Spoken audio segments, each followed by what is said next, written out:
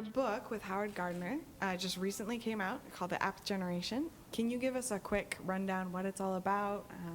Give us incentive to read it. Sure. So the App Generation really is a synthesis of research that Howard and I and colleagues at Harvard Graduate School of Education have been doing since 2007. And really, in the book, what we look to do is draw on that research to explore this big question of how are kids today different, if at all, from kids growing up in a pre-digital era.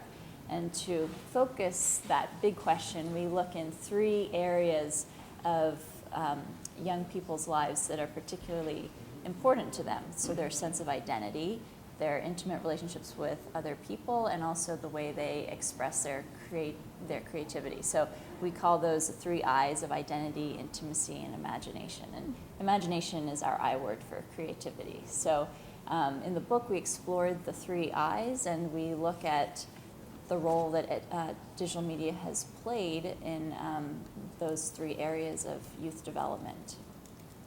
Okay, that's awesome. And you just did a talk on it, and I was honestly surprised by, in your talk, how positive a lot of the findings were. Our tendency, I think, is to talk very negatively about the digital generation. They're all disconnected.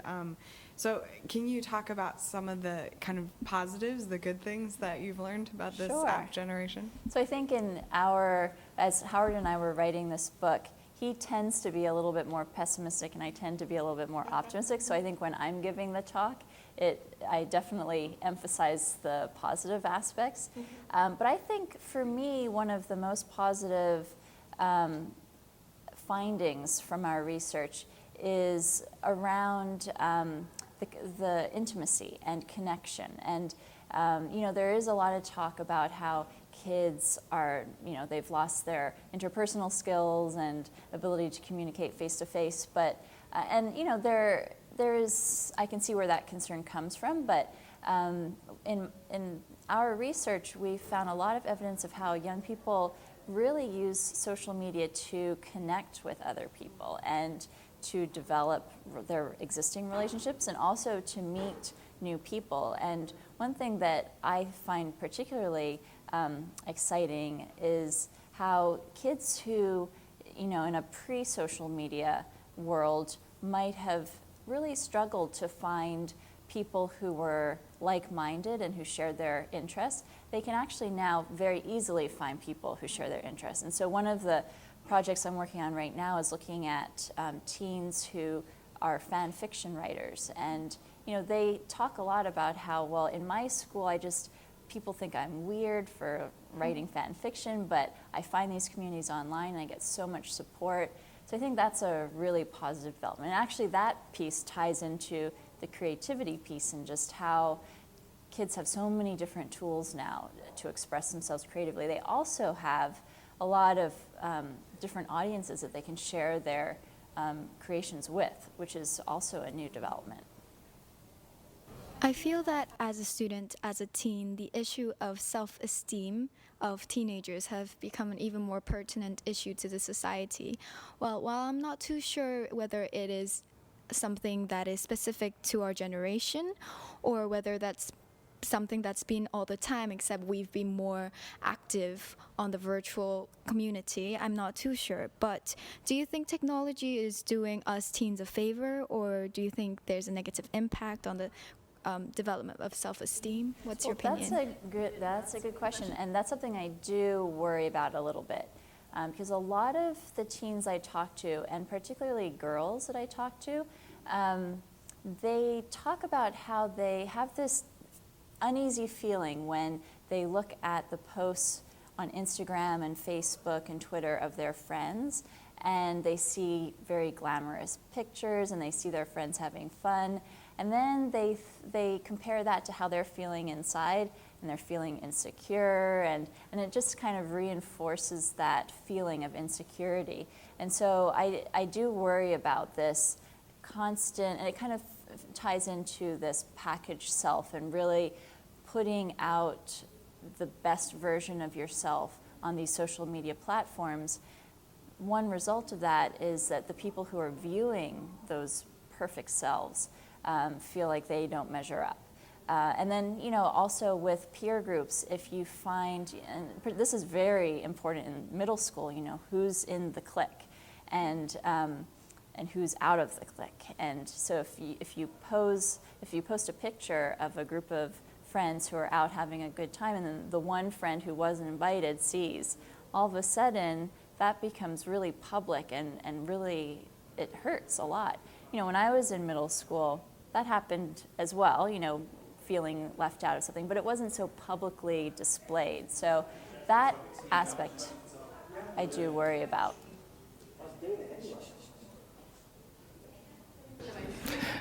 So in your talk, you talked about app-dependent versus app-enabled and how we need to tilt the balance. So that was new to me. And why would you want to tilt? First, could you tell us what that is? And why would you want to tilt the balance one way or the other? Yeah, so we make this distinction between using technology in a more app-enabled way versus using technology in a more app-dependent way. And so the app-enabled version is really using apps and technology as entry points and jumping off points into new experiences, new ways of expressing yourself, social relationships, and that sort of thing. But not using the technology as a starting point, midpoint, and endpoint altogether. When you start relying on technology for all of the answers to all your questions, if you look to technology first and really depend on it for all of your actions, that's starting to get into the app-dependent territory.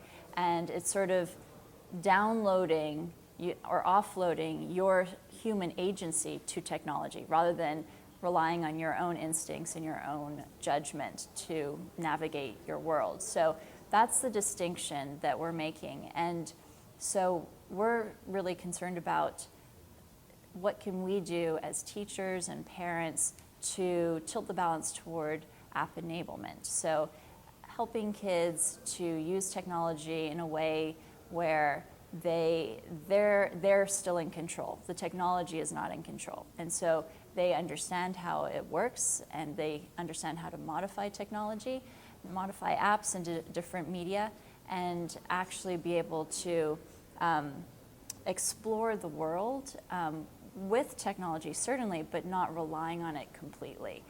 So I think that, in the end of the book, we make some suggestions of what can teachers and parents do to really promote that app enablement. And it actually doesn't just refer or apply just to technology.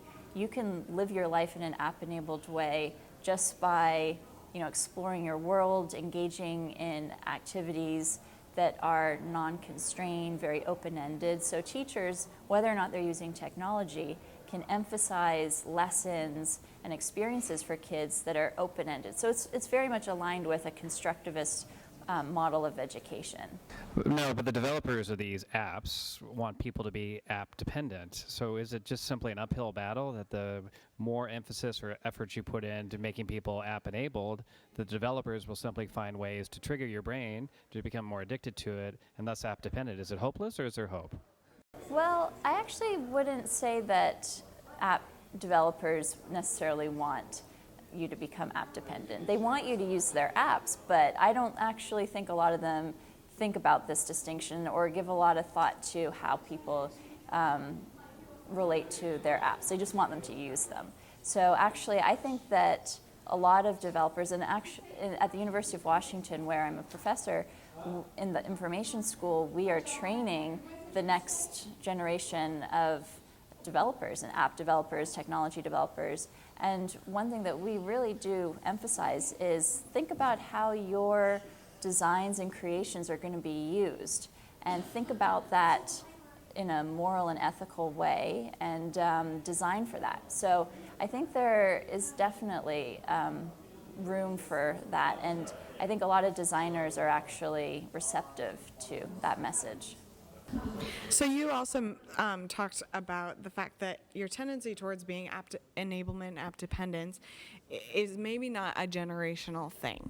that it's more your approach to it. And so that someone who didn't grow up, isn't a teen now, isn't young now, maybe didn't grow up with apps, could still be very app dependent. Oh, absolutely, yes. And actually, it's funny, a lot of the teens that we talk to, they complain about their parents and the adults in their lives and how addicted those adults seem to be to their devices. And it might be just because it is kind of new, relatively speaking, for adults, whereas the kids, they're used to it. And so yeah, I think that it can cross generations, this tendency towards enablement or dependence. And certainly in our research, we see both in all different ages. And I think for kids, a lot of the kids that I speak to, especially in a couple years, they really do express a lot of ambivalence toward technology and the role that technology plays in their lives. And they're very aware and mindful of becoming app dependent. They don't use that terminology, but they definitely talk about technology in a way that suggests that they don't want to give up their agency to technology, and they want to stay in control. In your presentation, you discussed creativity as hybridization of creativity due to introduction of technology and how it's integrated into every bits of our teenage lives. And you talked about big C and middle C.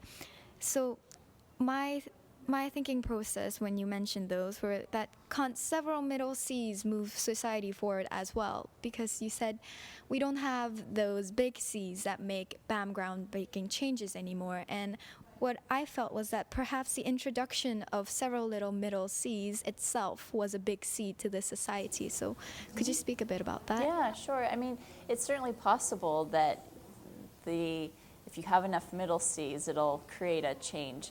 And I think it's too early to know. And actually, it's too early to know what will happen with big C creativity. This is just something that we're thinking about and wondering about the constraints that are introduced with digital media and how that will affect big C creativity. We don't really know yet. And hopefully it won't be affected in a negative way. Hopefully it'll be affected in a positive way. But I do think that's an interesting idea that maybe a lot of middle C's will add up to a big C. But I think that just the existence of middle C is kind of cool, and just how there's more opportunity for more kids to engage in the creative process and to share their creations with other people. So these apps, this technology has enabled people like me, a parent, if I wanted to monitor my children all the time. And so my children have less opportunities to make mistakes and not get caught for it. Do you think we can simply get too much information as parents about our children and that we should take a break, maybe become app enabled? Or do you think we're getting the appropriate amount of information and that more is better? Well, I think that there are a lot of parents who are getting just a little too much information. And I think there's some growing pains here. It's possible to monitor your kids 24/7. It's possible to check their grades every day. It's possible to have all this information. That doesn't necessarily mean that you should. And I think that this is a negotiation that we're going to have to relive for the next couple of years as parents and kids work out what's the appropriate level of monitoring. Because you do want to keep your kids safe, obviously, and you want to stay involved in their lives, but you also want to make sure that they have room to make mistakes and that they have the ability to have their own autonomy and develop their own sense of self. So you also spoke about parents and the parent and child dynamic of being connected all the time, that you can talk all the time. But that these interactions are maybe quicker, short snapshots instead of the long conversation on the phone once a week. Do you think that has, what do you speak about that trend a little bit? Is that a good thing? Is that a bad thing? Yeah, well, I think there's a little bit of both. So we draw in, when we talk about this in the intimacy chapter, we draw a lot on the work of Sherry Turkle, who is a scholar at MIT. And she talks about this connection between parents and kids as a tether. So they're always connected, they're always in touch. And in some respects it's good because they can, you know, maintain that sense of closeness. But a tether doesn't allow a child to really explore who they are and their world apart from their parents. And so, especially in adolescence and emerging adulthood, it is important to provide that space. But if you're always just kind of checking in and asking, a lot of these, you know, 13 check-ins a week are asking for advice for, you know, what should I do now? Like, which way should I go during my day, type of thing. And that really does take out the autonomy and the independent decision making. So you've talked about kind of student perspective a little bit, parent perspective. As a teacher, one of the pieces of your research that I found fascinating was your comparison between what's happened with creativity in writing versus what's happened with creativity in art. And you said that, you know, in art we tended towards more imagination and abstract, whereas in writing we actually were kind of moving away from that. And that made me think, you know, as an elementary teacher, I spent a lot of time teaching writing. And if that's something that we're moving away from, do you think there's something we've done that's kind of been lost in the past that we used to do that we should be going back to? Well, I think a lot of this comes down to the changes in schools and just this emphasis on teaching to the test and standardized tests. And there's really not a lot of room for kids to make mistakes in school.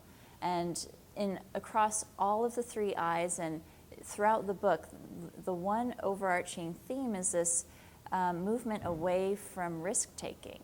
And being able to take risks, especially when you're a kid, is really important for figuring out who you are and for learning. But schools don't really, a lot of schools don't support that kind of risk-taking and making mistakes. And so yeah, I think when it comes to writing, there's this real emphasis on make sure that you have those 5-paragraph essays and you've structured it the way we know will pass and the way we know you'll get an A, and that doesn't really allow a lot of room for kind of writing outside the line, so to speak. To this app generation you've been talking about. And a pitiful situation is that a lot of them, including myself, aren't aware that adults are talking about us and talking about this whole study of app generation, and that adults are going, what do we do with these? What are they doing?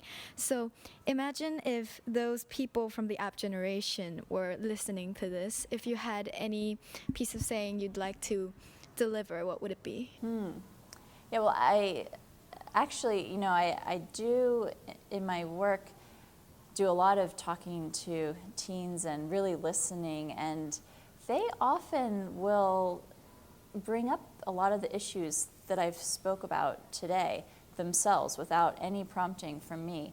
But I think that just giving teens space and time to reflect on how they use technology, that's one thing that I would really encourage them to become very reflective about how they use technology, and just consider, you know, what sorts of habits they're getting into, and do they like those habits? Because habits are really hard to break.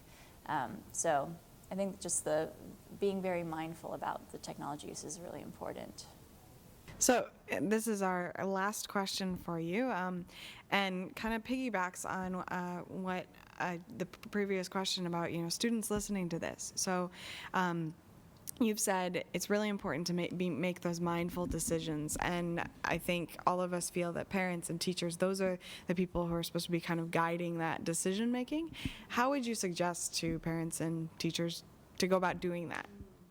Well, first of all, you need time and space in the day to be able to have these conversations, and I know that that's something that's really hard for teachers. So in the workshop I did on yesterday, I guess, on digital citizenship, you know, I introduced the participants to a whole curriculum that our group at Harvard collaborated with Common Sense Media on. And it's a great curriculum to really encourage kids to reflect on how to engage in online spaces in a responsible, ethical way. So that's all very well and good, but where in the curriculum can you fit those lessons? And really it just comes down to where are the priorities in the school, and hopefully the heads of school can create some time, even just once a week or something like that, just to maybe in the advisory part of the day, to just have those conversations and reflect. I think it's really important. Great. Thank you very much. Thank you. Thanks. Wonderful. I feel very privileged to get to follow up with you. Everyone else has to run up and ask a quick question. I only got to watch 5 minutes or